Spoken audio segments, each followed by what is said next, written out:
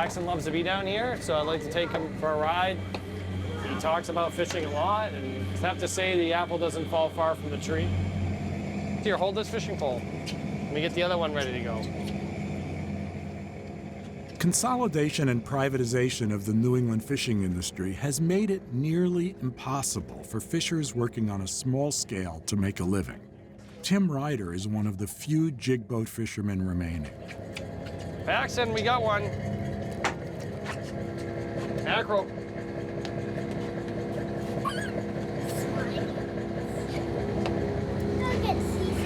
You get seasick right now? It's flat calm. Oh, is that a blanket and pillow? Blanket and pillow? What down? Tuck me in, Dada. You want to stay fishing? Yeah, All right, he wants to stay fishing. I'll be fine.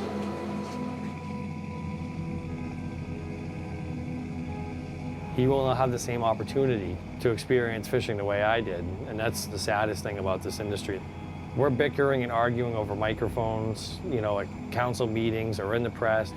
Who suffers the most is that little kid that might not have a chance to go fishing or pursue his dream. All these things I do with my son are taken away from me, and they don't see that. That's not in their pie charts and their flow charts and their circle graphs and their scientists and their science. They don't give a fuck, but I do.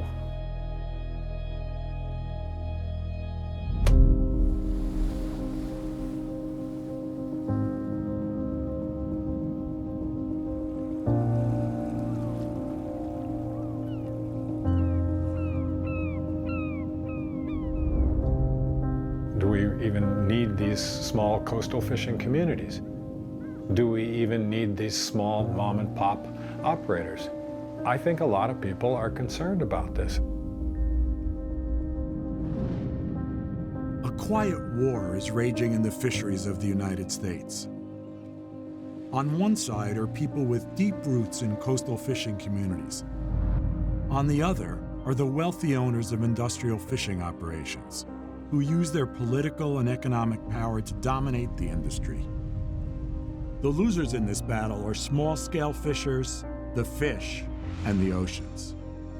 Fish is one of the most highly traded commodities on the planet. The average piece of fish changes hands about 7 times between the moment of capture and the moment it gets to your plate. The seafood supply chain is long and fragmented with little accountability. The biggest losers in this broken system are the consumers, who have no idea where their fish comes from or often even what it really is. Seafood labeling in general has been found, unfortunately, to be full of mislabeling. The system is so tilted in favor of industrial fishing that even the catch that is brought in by small-scale fishers is devalued, and their minimal profits are diminished. The industrialization of the seafood system is mimicking industrialization of our land-based food system. We're seeing the squeeze and displacement of family fishermen, and we're seeing a collapse of infrastructure, and once that infrastructure is gone, it'll never come back. This was the foundation, not just of a regional economy, but of a way of life. And it was an emblem of what was best about America, how people that were willing to work hard and come here and struggle could make better lives for their children. We're looking at a shift in coastal America like we have never seen.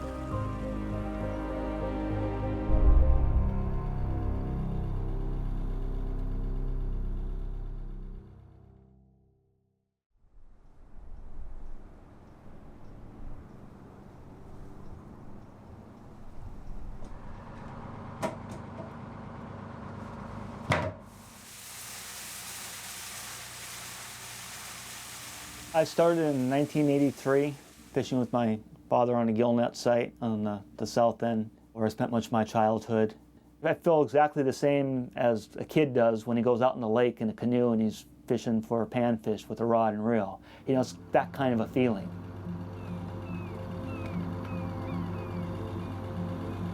There's a school right there. Jig boat fishing is one of the most sustainable methods of catching fish, and its impact on ocean ecosystems is a fraction of that of its industrial counterparts. but it's quickly becoming a lost art. Darius Kasperzak is one of the few jig fishermen left in Kodiak. Jig fishing is one of the oldest fishing, if not the oldest fishing in the world. At its essence, it's a line going down the water with a couple of hooks on it. It's very selective.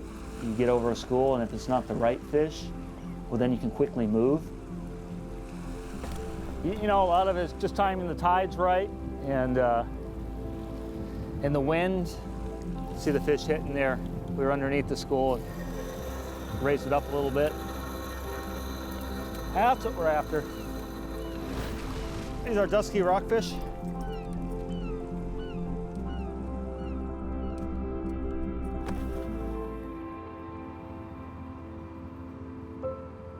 Over 95% of the rockfish coming out of Alaska is all trawl caught. That means it's caught with large nets with what they call rock hopper gear that drags on the bottom with these big tires that roll over rocks, sometimes tearing down pinnacles, tearing down coral, catching a lot of rockfish at one swoop, as well as other species. Bottom trawling, when it's done in its worst form, has a leveling effect and has a tendency to really just sort of strip away everything that's there, the corals and fauna, but also all the fish that are living in that particular area. Generally speaking, a smaller scale operation, well managed, is going to have less collateral damage than a large trawler that is bottom trawling an area. Well, it looks like the Russians have come to California. A year ago, they invaded Oregon and Washington, and it was quite inevitable at that time that California would be their next area of conquest.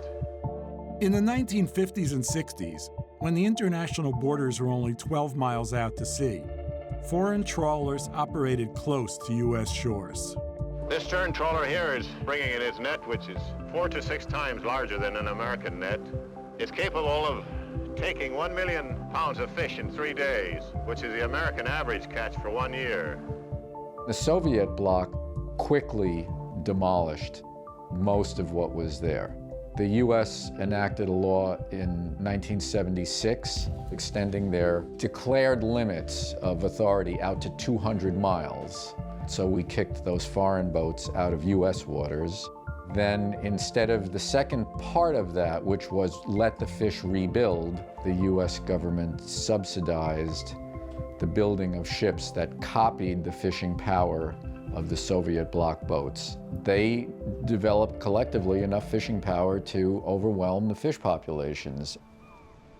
Overfishing reached a critical level in international waters in the late 80s with the use of a new generation of unimaginably long nets that stretched for miles. There were 1,000 boats fishing in the Pacific with high seas drift nets, 40,000 miles of netting in the Pacific Ocean every night. They caught millions of birds, dolphins, whales, turtles. They caught everything. That's why by the 90s, somebody like me would feel motivated to be involved in overhauling the whole thing. I got photographs and went to the New York Times. It instantly blew up. It was in newspapers all around the world. The United Nations did finally ban those things. From that, fishing became a conservation issue, not just an allocation issue.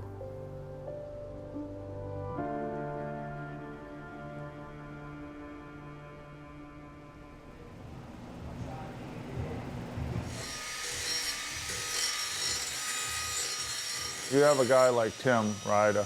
Last season, they were running 80 miles to be able to catch their fish in a 30-foot boat and pushing. There were many nights I went home wondering if this guy was coming back. These young guys, you know, they're trying to get the fisheries going and then pushed out and pushed out. He's one of the few guys that I see puts in the extra effort. He just loves it, and I'm glad he's getting a bigger boat. The boats here are built from scratch, one piece, you know, from a mold all the way to the finished product. The next step, once it's done, is we'll launch the boat, sea trial it, get the kinks worked out, and then go fishing.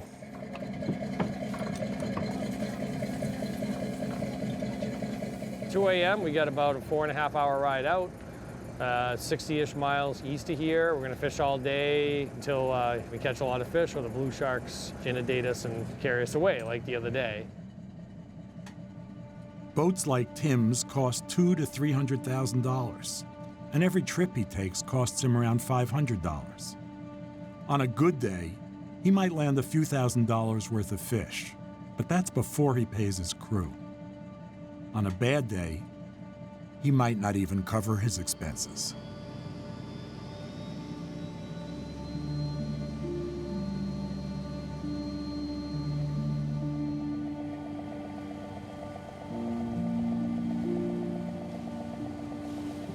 There's so many times in life where people don't believe in what they're doing or they just go through the motion. I'm passionate about what I do. I'm proud of the fact that we have a minimal footprint where we go. I know if I hit the Powerball for $40 million or $8 billion or whatever it is, I'd be doing the exact same thing I'm doing right now, tomorrow.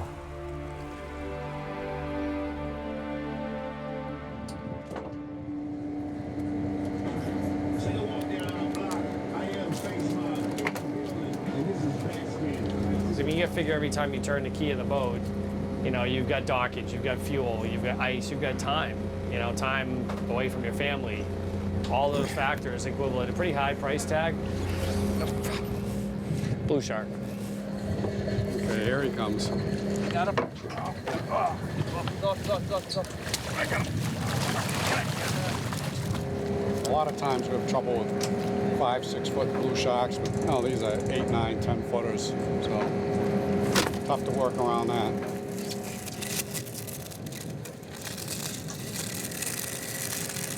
Hope you get that. I didn't catch it in time, and that shows you just how strong those creatures are. Fishing is peaks and valleys.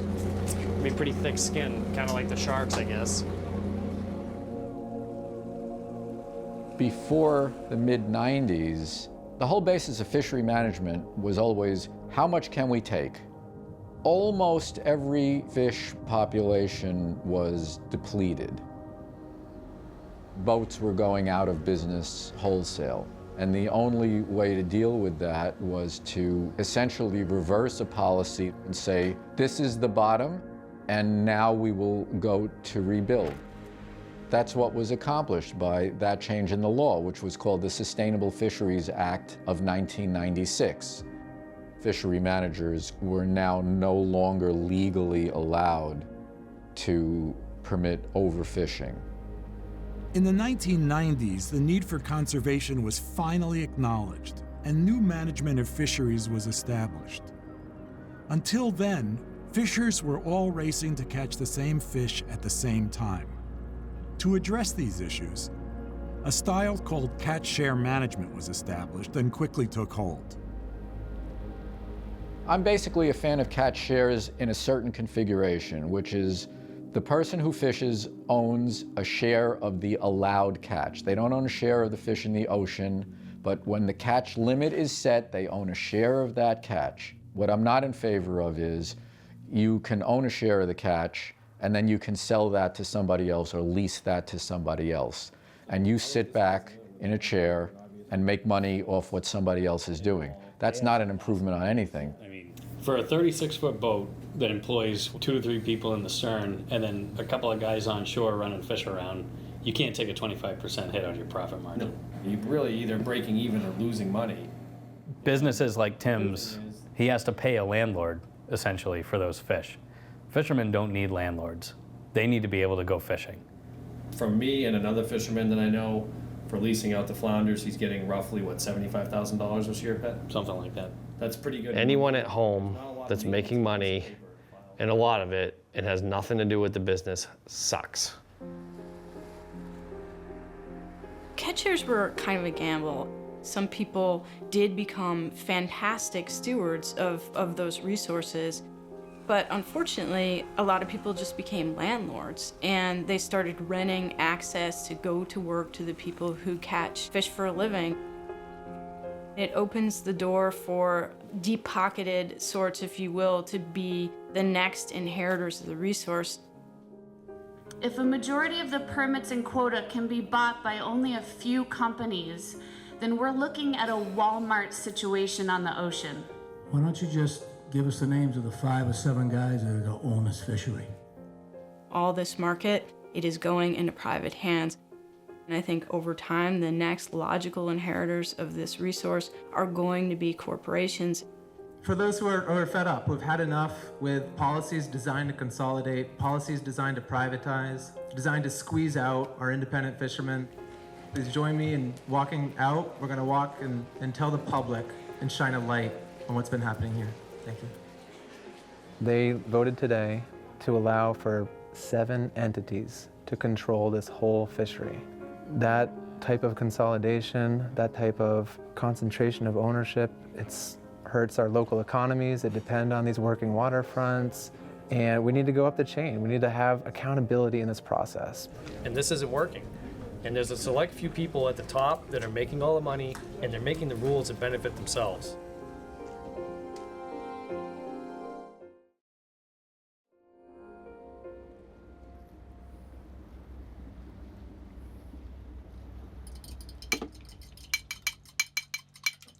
Privatization came about for halibut. At that point, I was only in my mid-20s.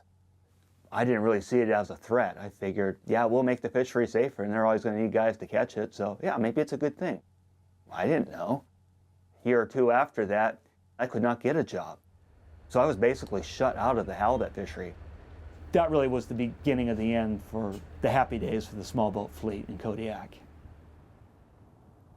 This is basically the waterfront of Kodiak. All the way down there is the boatyard for small boats. And over there is the rest of Cannery Row, where you see the remaining processors, mostly all large corporate entities.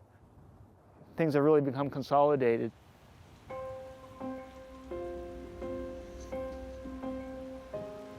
Taking a natural resource and just handing it over to a select group of owners, it's just unreasonable. There's just going to be very, very unfortunate, hard-wrangled consequences in coastal communities for a long time. For all the walking distance downtown, this is where everybody came to get their groceries, and now it's shuttered. 3rd largest fishing port in the nation, but it's a food desert downtown. I've seen the effects to the fleet, all the small boats that got shut out of the fishery. When the forces that be came on to privatize the groundfish fishery, this was the 3rd time around, and there was a grassroots awakening and resistance, and I was very much a part of that. Good afternoon. I'm Darius Kasperzak, a local fisherman homeported out of Kodiak. I'm also president of the Alaska Jig Association, who I'm representing today. We do not support any new management program in the Gulf of Alaska trawl sector which monetizes the fishery resource. The future of our fishing community depends on access to the fishery resource. Please maintain opportunity for the next generation of fishermen. Thank you. Thank you, Darius.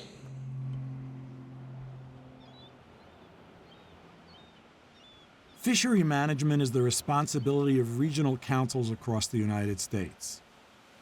Some have chosen not to use the catch share system and seek other solutions for conservation management. This is the Port of Port Orford. It's one of very few dolly ports, they call them, where your boats stay on trailers and you're actually lifted in by crane into the open ocean. This is how we do it here, man. It's pretty intense. One of the most unique things about Port Orford is we're restricted in boat size. 40 feet and under, 50 ton and under. Everybody has different opinions and they're independent, of course, but because we have so much in common, what benefits me benefits my brother. The biggest threat we have against the small boat community is kind of multifaceted. The consolidation of quota and the corporate mindset that wants to get the fish for nothing. It doesn't really take into account the needs of a small community. So this is my boat. This is the GoldenEye. If the plan is over time to have 10 big boats on the West Coast that catch 95% of the seafood, you know, I mean, that seems extreme, but it's not out of the question. The community of Port Orford's pretty unique. Population is 1,200. Between the timber industry and fishing, it's what it's all been about around here. This is the furthest west incorporated town in the continental 48. And then you buy a boat and you go further west.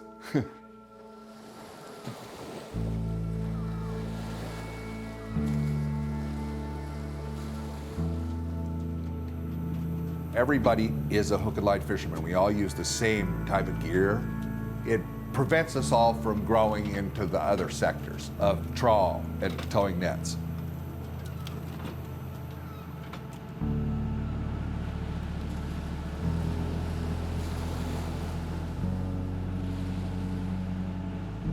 My connection to the commercial fishing world basically started when I was probably about 9 or 10 years old. My best friend hated it and I loved it, and I've been doing it ever since.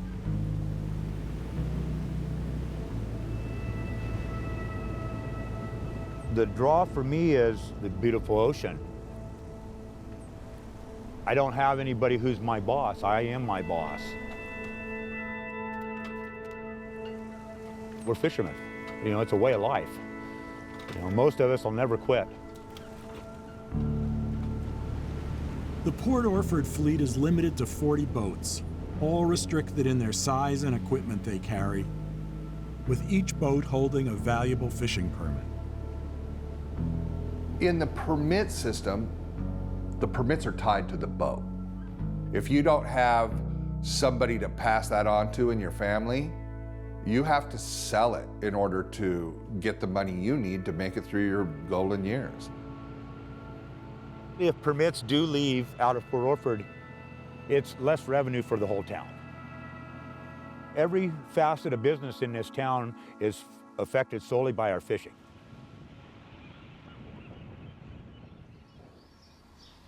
So this was a cool year for my husband, 1998. He caught this 62-pound Chinook salmon on the North Beach. He was pretty happy that day. My husband had a good 30 years with the boat that he had. When we bought the boat, he told me we're going to be rich, you know, and I believed him. He loved every minute of it. He never complained about a day's at work. He passed away on September 23rd of 2015. It happened very fast. So I had to decide about selling the permits because I wasn't going to stay in fishing.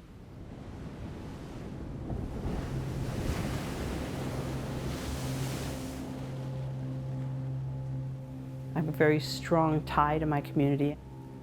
I want to see that access stay here. But permits are sold on the open market for as much money as you can get for them. And these permits moved really quickly. I had no problem selling them, and they all went out of the community. And I regret that. But the small boat fixed gear community can't really compete with some of the other fishing communities. We land between $4 and $5 million worth of seafood here in Port Orford. I mean, it's a big damn deal. If that goes away, it'll just bleed the place dry. So it really has a lot to do with the health and wellness of the community to be able to have access to the fish. We're right here. I mean, you're looking out at some of the richest grounds in the world. Could you imagine not having access to that for a community?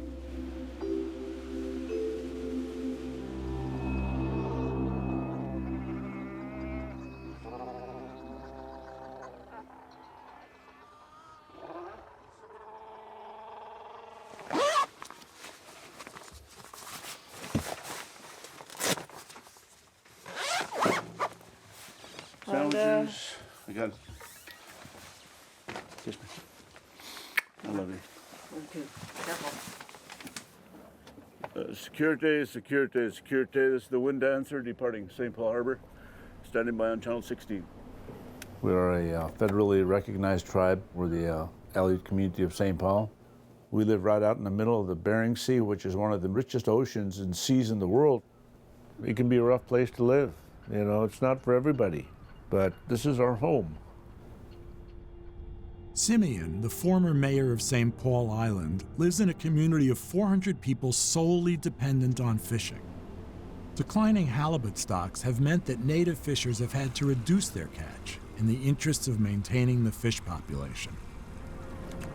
I guess right now, after hauling 3 strings, I'm a little frustrated right now. Actually, I'm very frustrated. But we got 4 strings out. We're on our 3rd one here.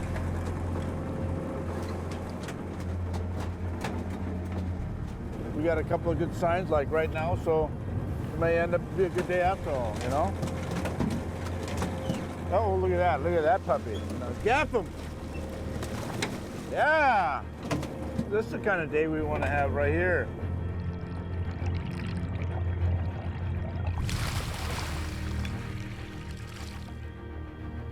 Over the years, a Seattle-based trawl fleet has been operating in the Bering Sea, right in Simeon's backyard. U.S. catch shares of halibut in Alaska are limited to hook and line fishers. So when these trawlers accidentally catch halibut when fishing for other species, they're forced to throw the fish back. By then, they're usually dead. These unintentionally caught fish are known as bycatch. There should be no way we should be shut down because we live right here. And everybody else that comes out of wherever they come from in America is going to be able to come up here and fish? No, not right. In the Bering Sea, the bycatch is accounting for almost all of what's available to be taken of the halibut stock. These are industrial boats or distant water boats to fully prosecute their fishery in the most economic way. It's to go out there, set their nets, do long tows, and just throw over the side what they aren't allowed to keep. The cost to them of throwing those halibut over the side is just cost to doing business. Thanks for coming. So one of the really great things about this bycatch issue is it unites groups because it's really important to everybody that cares about the halibut resource. Linda Benken, a fisher herself, is the director of the Alaska Longline Fishermen's Association. In the early 90s, she led the fight in which local communities successfully banned trawling in Southeast Alaska. Well, good stuff in here. Fishermen prowl ocean, leaving waste in wake despite hunger. How's that for a headline? The fishermen of Southeast Alaska had a long-term concern about trawling, having watched the foreign fleets operate right off our coast and huge decline in the ecosystem and the rockfish and the blackcud and halibut. So this is the line of their catch per unit effort. So how much they were catching per tow when they were trawling for this species of rockfish called Pacific Ocean perch. And then this is what was happening to the abundance of that fish. That was a big part of our concern. In the early 90s, a U.S. trawler came through here and took enough rockfish as bycatch to close down one of our local fisheries. Our fishermen came to me and said, if you can do one thing for Southeast Alaska, it'll be, to close this area to trawling. Wards Cove, Wrangell, Juneau, every community in Southeast passed a resolution in support of the closure and submitted them all to the council. It was a very emotion-packed time. We were pretty inflammatory, and no surprise, people thought we were a little overboard with what we said. There was huge pushback from National Marine Fisheries Service and from the trawl industry. I naively at the time was sure that with this much support from communities and small boat fishermen, the council would do the right thing. It took another 5 years before they took action to close trawling. It was the largest trawl ban in the world at that time. It was a huge grassroots effort started by the fishermen, but it ended up involving everybody from the bottom to the top.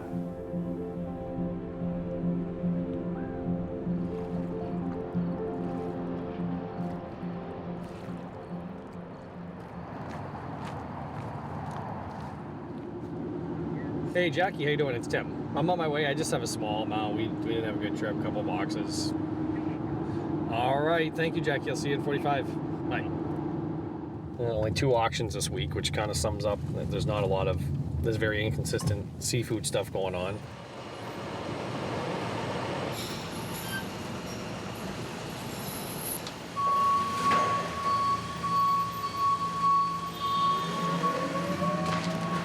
This is the floor to the Portland auction. Our fish gets lost in the shuffle. When we're up, against 100,000 pounds of fish, quality doesn't matter. And I've been told that by the buyers.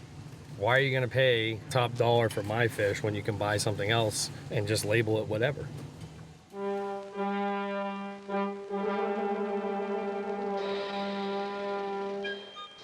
For over a century, the U.S. has celebrated the efficiency and affordability of an industrial food system that processes and preserves massive amounts of food for consumers. That's included seafood, and today, there's an intricate international supply chain that provides us with cheap fish. But the cost to the oceans, the fish, the small-scale fishers, and the consumer are staggeringly high. There's more than one good way to treat a fish.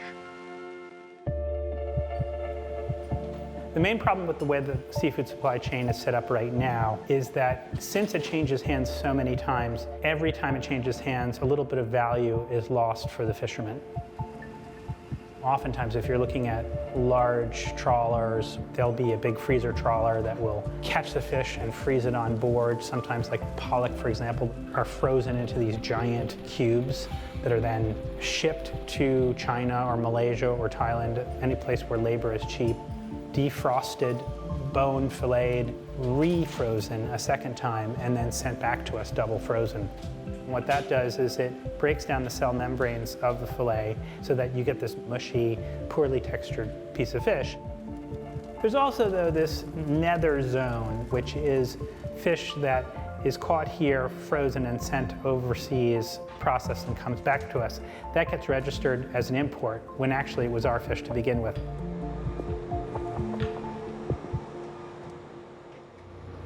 Looking at the machine, you get a lot of fish on the machine moving through.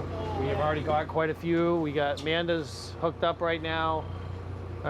Spence is tangled up, so he's not going to catch anything right now. Hurry up back there. It's a beautiful day. Pretty nice sized pollock.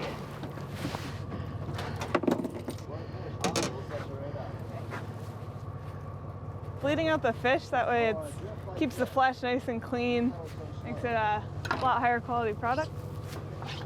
Prior to going out on the Finlander, I was doing work creating a mobile app, trying to connect people with local seafood options, and during that time working on that project, I realized there needed to be more options, and it coincided perfectly with meeting Tim and fishing on the boat.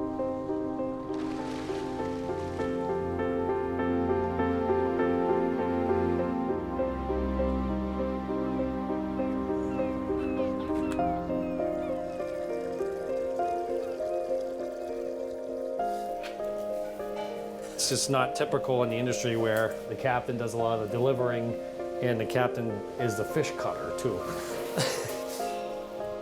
It's really sad to think about this area having relied upon their fisheries, and with a lot of the imported seafood, we're kind of losing that.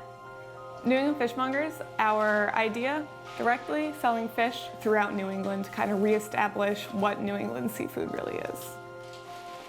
We wanted to have the ability to have a fish on our customer's plate that was swimming around 10 hours ago, which we can do, caught sustainably. The direct market approach, it has its differences. We're gonna walk in with a box of fish off the boat. We're not gonna have suit and tie and fancy delivery schemes. There's a lot of restaurants out there, and this is to your consumer. They're buying Icelandic fish and making a fortune. Now you see Chinese Prosted's haddock on the market. You think we're going to compete with that? Something to note that the United States controls more ocean than any country on Earth, and yet still 90% of the seafood that we eat is imported.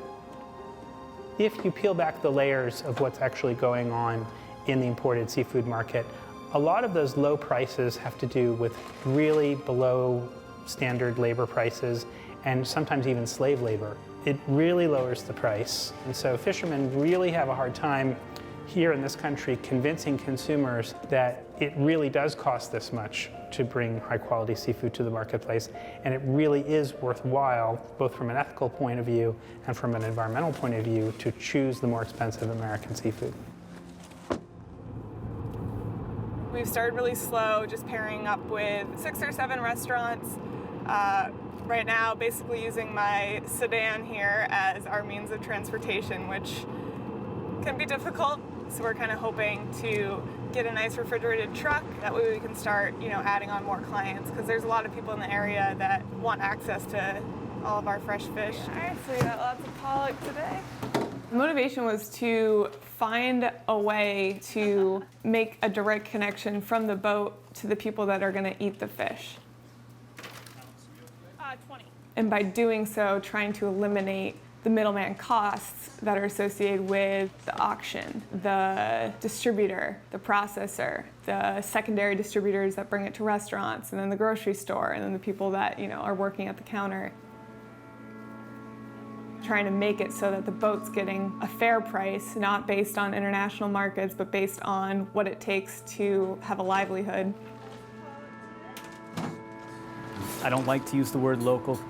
I like to use the word intelligently a little more, knowing where that food's coming from, having the relationships with the people it's coming from.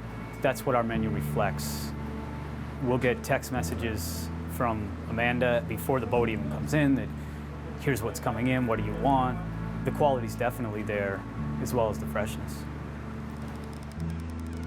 We've also been able to open up the doors to new areas for delivery. Working with us, they know exactly what they're going to get, that same high-quality fish every single time.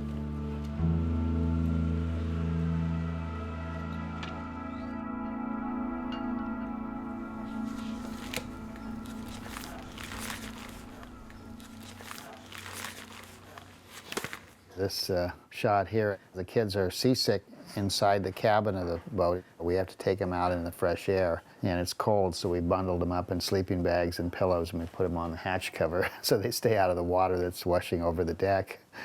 You can see from this picture, Nora doesn't look very good. She looks kind of sick. Well, she's seasick. And eventually they got over their seasickness as they got older.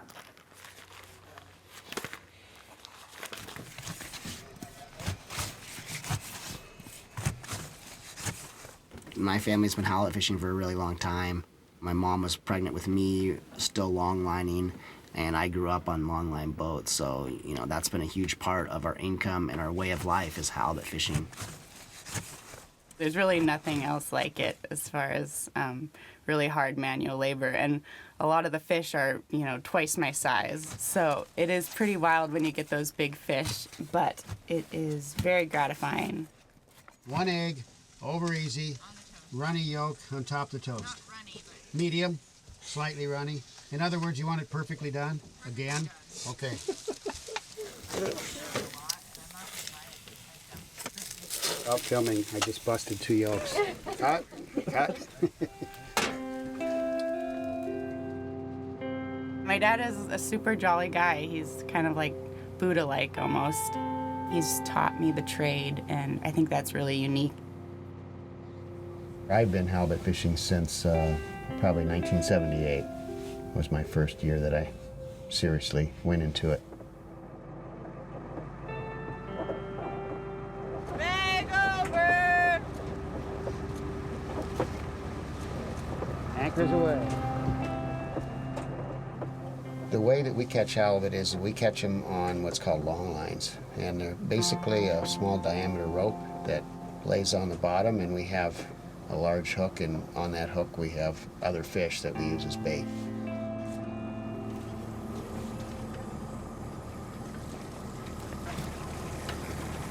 Got a lot of bait back.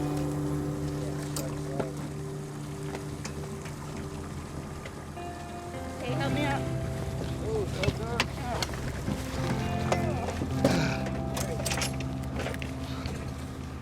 The quality standards for seafood has changed. People demand a higher quality fish. My son Marsh started out as a young boy fishing with me, and I think he had higher standards right from the beginning. He has a new way of treating fish, and I think it's actually better.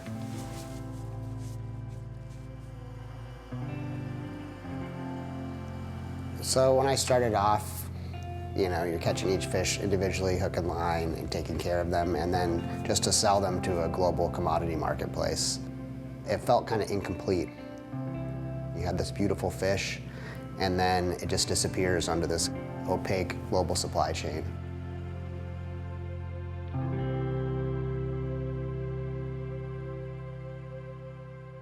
In 2011, I sold some fish to my friend who did a little buying club, and then I went down to the Midwest to meet the people that got my catch. And they were super excited about the quality and where it came from. It was like an aha moment of, whoa, there's a better way where I can sell my fish directly, I can receive a fair price, and people receiving the fish in the Midwest get an incredible product. Hello, 6 salmon chairs. Yeah. What are you looking for? What are you looking to do? Any kind of direct-to-consumer fish business is really difficult in that the amount of capital it takes to get started. Just to have all the services that fishermen need, ice, bait, access to their catch, being able to offload it, being able to take their full loads of fish. All these things are really challenging. Were you here last year for cutting halibut, Ken, or you came after that, right? I was here. Well, I was here for the second push. Okay. When you're trying to produce perfect fish, every single step matters. How the fisherman catches the fish, is it bled right away, is it chilled right away, how long at sea do they spend, and then how quickly is that fish filleted and frozen, and how is it frozen is really important too, and then once it's frozen, how cold does it stay on that cold chain?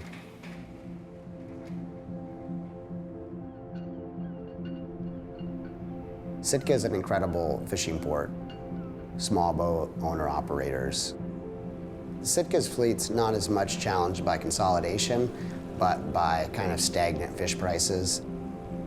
In order for us to make it as fishermen, we need to find a marketplace that really values the quality. There's a growing movement of people wanting to sell their catch directly, and there's a consumer base that really supports that. So I think that in the future we'll have more and more fishermen, connecting directly with who eats their fish.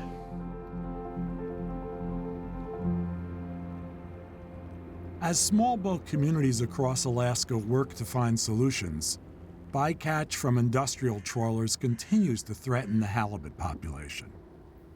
The halibut fishermen have taken big reductions in their quota.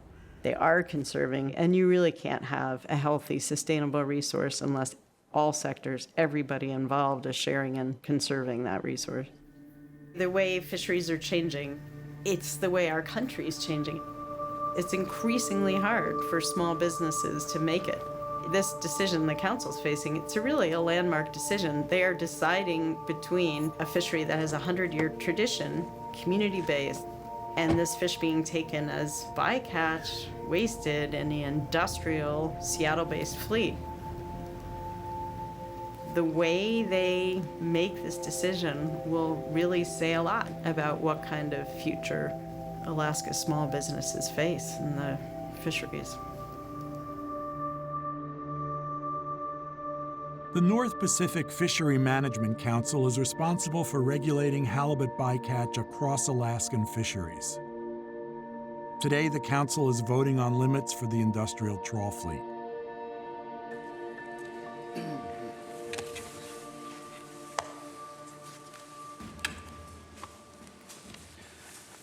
Hello, Council. My name is John Skeel. I've been a small boat halibut longliner for just about exactly 40 years. And since that time, I've made at least 50% of my yearly income and up to maybe 90% on halibut. So I'd like to request that when you vote, that you vote for the maximum bycatch reduction. Hello, Council. I have the same voice as the guy who was just up here. That's my dad.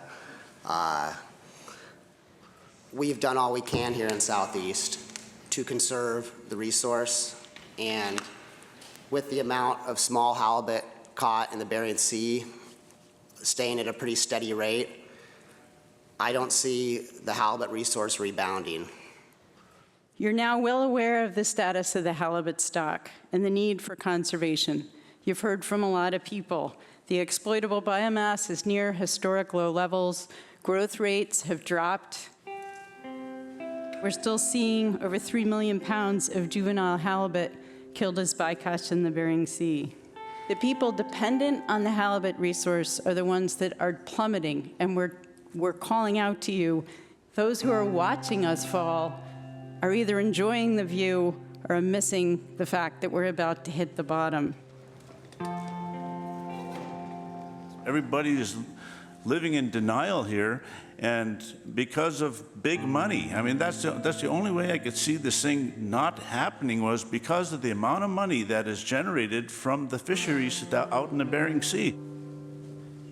I hope you guys are hearing me. While the council did approve a bycatch reduction in the Bering Sea, the new limits are an insult to the many locals who testified. And the total halibut population has since seen a decline, leaving the future of halibut fishing for local communities in jeopardy.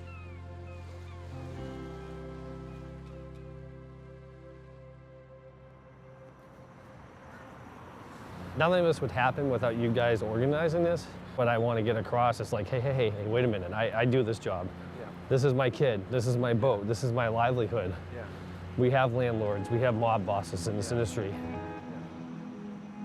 There is a big trial coming up, and it's a way for us to get some of these people at the committee level to start looking into changes of the sector system. Should we pay someone that's not fishing to go fishing? Do we allow landlords to take 25 to 50% of our income? At what point did someone intervene and say, what's going on? You know, we're trying to promote fleet diversity and the numbers are going down. And as we privatize and make our fisheries corporate, which is happening under the catch share system, the small businesses that are so unique to our landscape in New England is disintegrating. I'm responsible for pushing around paper fish all day to support businesses like Tim's. I wish catch shares didn't exist. I wish I didn't have to be a sector manager.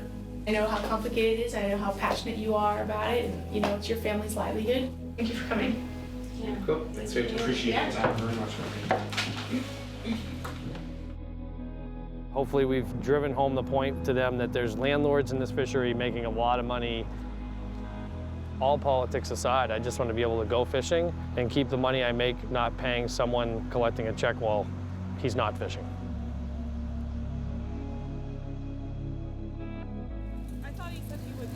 He had some. Can we pay him to order them? Or? I think so. I'll ask him this week. Looking nice out, Amanda.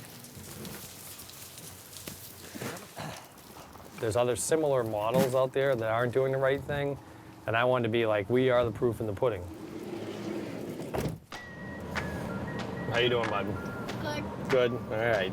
And if we can do some of this work as a father-son, it takes some of the time I miss with him. I really hope to have him involved. That's so delivery! All right, let's bring them their fish. No touching the fish in the restaurant. They're gonna call the restaurant police on us. Anyone else? And some of those other ones are tough ones. Sound it out. Pollock, you got it. Don't you realize you have fish scales all over? Yeah, because that's what I do for work. I'm gonna take you on a cod fishing trip this year, a little more easy one. Can we get one? Well, we can try. What are we gonna do with them if we catch them? Just play with them. Play with them? You think you'll like being played with after coming up from 200 feet of water? Yeah. Working my butt off. All right, one messy kid. Okay, that was a really good job.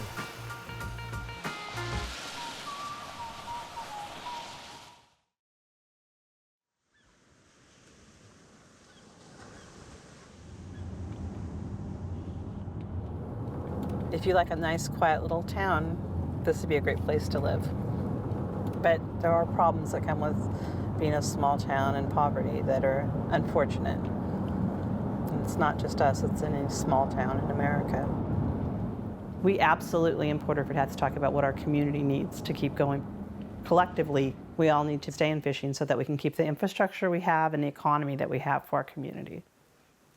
Early on, we understood that we needed local science, that we needed to understand what the fish stocks were here right out our front door. And we took on the issue of marine reserves that was closed to fishing, that was a savings account for our community that essentially serves as a place where the fish can go and those fish can reproduce and we can keep a healthy fishery. This place is so amazing. This cluster of rocks right out here is Redfish Rocks Marine Reserve. It's the marine reserve that our group of fishermen put forward. We wanted to integrate our experiential knowledge into choosing where it would be. And then we installed a framework where it would be studied. Here's the marine reserve, marine protected area. And each of these dots is a place where I tagged a fish and released it. I think fundamentally what brought me here were rockfish. They have a long generation time. Some of them live to be over 100 years old. And when they get overfished, like they were back in the 70s, 80s, fishermen here wanted to be proactive. They wanted to get out in front of the issue. They drew the lines, and they presented those boundaries to the state. And that's what led to Redfish Rocks. So this is a little transmitter. Basically was implanted in a fish's abdomen. After tagging, the fish goes into this cage. When we get down to, say, 40, 50 feet, door pops open, fish swims away, and now we're tracking it. We've found a perfect synergy between people who have a career's worth of knowledge about fish and the ocean, and we've connected them with the technology of a research institution like OSU. That kind of negotiation is how you get to where you're trying to go when you're trying to do conservation in a community that's dependent on resources. Abundant stocks are important. I mean, who wants to fish the last fish?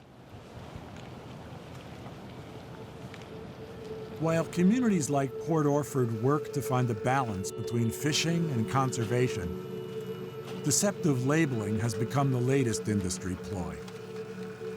We have 74 different species of rockfish off the Oregon coast. It's sold as snapper. If people are willing to accept that their fish is mystery fish, then, you know, who cares anymore about the small guy? A new report says many fish providers are playing a shell game with suppliers. Recent investigations and studies have shown mislabeling, sometimes due to error, but often the result of outright fraud, is rampant in the industry. Seafood labeling in general has been found, unfortunately, to be full of mislabeling, and a lot of it is intentional mislabeling. There have been a number of studies where people just go and they buy fish in fish markets that are said to be something like red snapper, and then they do DNA tests and they find that it's not red snapper. A solution to the fraud in seafood is better enforcement, where somebody who was coming in to buy happened to be running DNA tests. They really wouldn't keep doing that. Who fishes matters, and you can actually know your fishermen.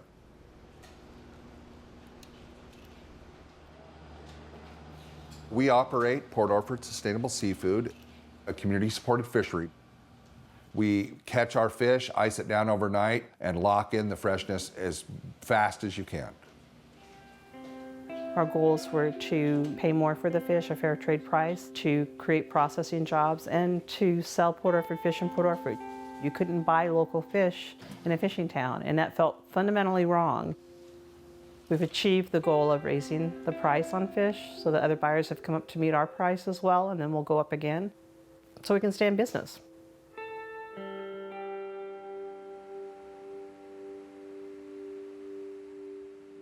So not only are we trying to make that supply chain better and more reliable, but also the communication, you know, especially from the groups outside of Sitka. Today we met to plan the next stage of growth for Sitka salmon shares. How do we keep our fish completely traceable while adding more fishermen, delivering more fish? We've gone from 1 to 20 fishermen owners, and we'll continue to keep adding them. This is where all the fish from Alaska comes directly. This is about 50,000 pounds of fish that we're storing. We keep this at around 20 below.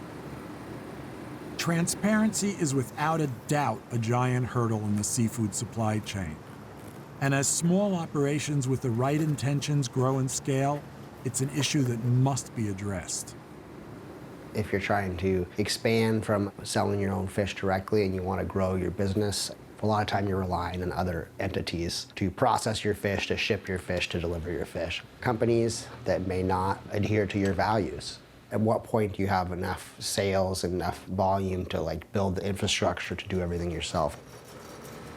We'll move about 250,000 pounds of fish this year, and we're working now on how to double and triple that. For our business model, scaling it works in that we have the whole supply chain. Our fish comes directly from our fishermen owners. Our shares get packed into 5-pound boxes like this, labeled with the boat name, who caught them, and home delivered. We process the fish ourselves. We deliver that traceable fish ourselves. We can make sure that what species of fish we sell is the one that is on the name. That's a beautiful thing, and I want to keep that growing and keep building.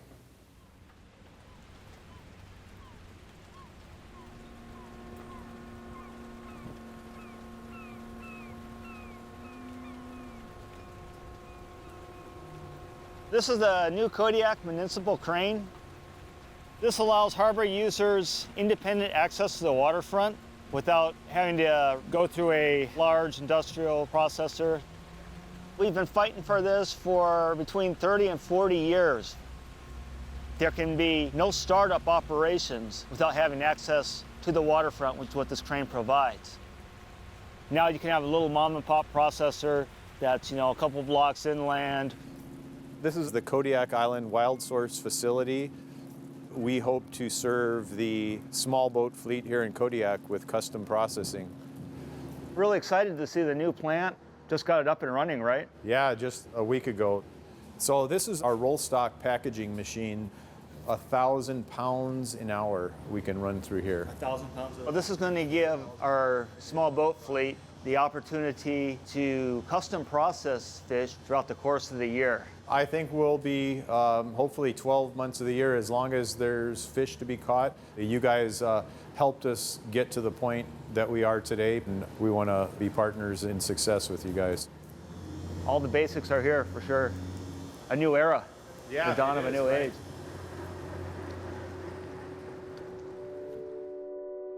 For Darius Kasperzak and jig fishers like him, the battle for access to the waterfront and fishing quota will ultimately determine whether it's possible to make a living. We need to capitalize on value and get some of it back to the fishermen.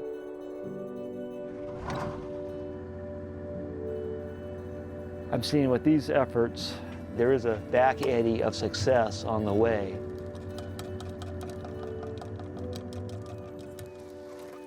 Terrible El Nino winter. Life is good today, though. Kodiak's always been kind of the place that rewards its barnacles. If you're a barnacle and you can hold on long enough through the bust, eventually there's a boom for those that remain. There's always hope, and I see hope now.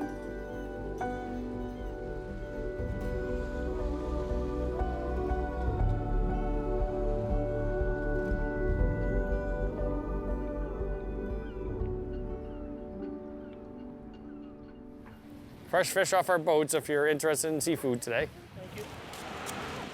That's just down there if you want some. Oh, okay. Typically scallops, haddock, cod, flounder. It's updated on our card on Facebook. It'll tell you what we have for Friday, and you'll see pictures of me and Ben. Today on New England Fishmongers is pretty crazy. A lot has changed in the business for us. We bought a second truck, a bigger truck, second boat, Finlander 2. We also have several full-time employees now. They believe in what I believe in, and I'm having fun doing what I'm doing. We got sink, we got cooking, fillet tables. We've grown pretty well there in a really short time. And there's only so much you can shuffle fish around in a refrigerated van. There we go. I think we can keep some frozen stuff in here, right? Having our own cold storage will alleviate that, and having more flexibility to do our work. I'm looking forward to this. This will be nice. We have close to 3,000 followers on Facebook. I never thought it would be at that point, never thought it was possible. We do work in our community. We do everything that you would want a small business to do, and we're gonna keep doing that.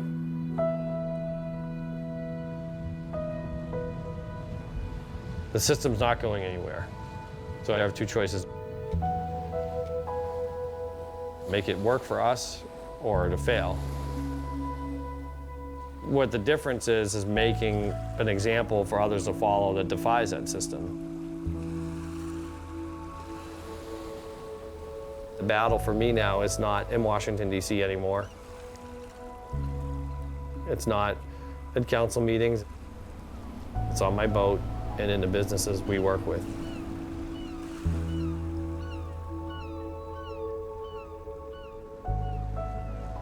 The future of small-scale fishers is in our hands as consumers. The value they bring to coastal communities and their stewardship to the ocean will only remain if we commit to supporting them. And while their service to society is under threat, hope that our fisheries will once again thrive with possibility still exists among those who continue to fight. I really think it's essential that the small fishermen continue to operate, and I'm hoping that there will be a public groundswell, enough people that care about it. There's different levels of challenge into what's going to make us work in the small boat fisheries. Providing that quality, traceable market is absolutely key to our survival at this point. The combination of small-scale fisheries and robust management, that's kind of ideal as far as fully employing people and fully making use of the resource. The ocean is still capable of producing and sustaining an unbelievable amount of life. And in U.S. waters, we have started to let it do that, and it shows. The message I would leave to you is the importance of not giving up, the importance of working together, and also the importance of taking care of your corner of the ocean. Thank you so much.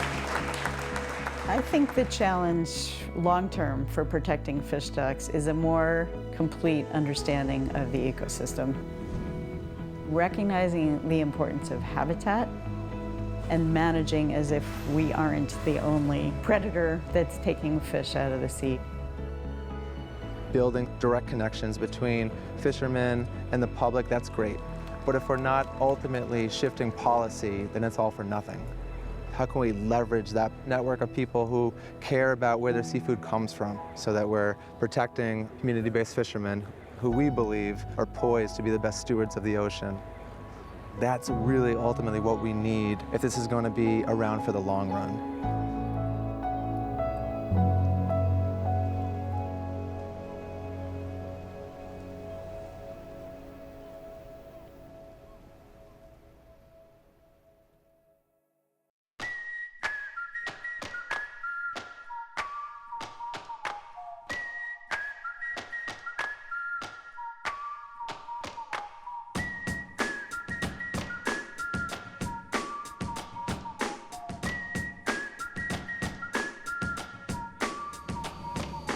Speed it up a little.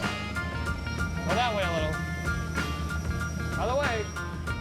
I don't think that I could ever, as a writer, really capture the experience that is Tim. 25% of your income, roughly, to someone that's at home, probably enjoying retirement, watching Wheel of Fortune or Murder, She Wrote. It's bullshit. Such shrewd points about the way in which the seafood world fits together. People get fucked in the middle, or screwed in the middle. He's got a lot of steam. You better behave on this, because if Miss Monica, your teacher, sees this TV show and sees you misbehaving, Miss Monica's gonna be very upset. This film, JD, that's coming out soon, it better be, anyways, just a little stab at the director there, but. Nice. I got you.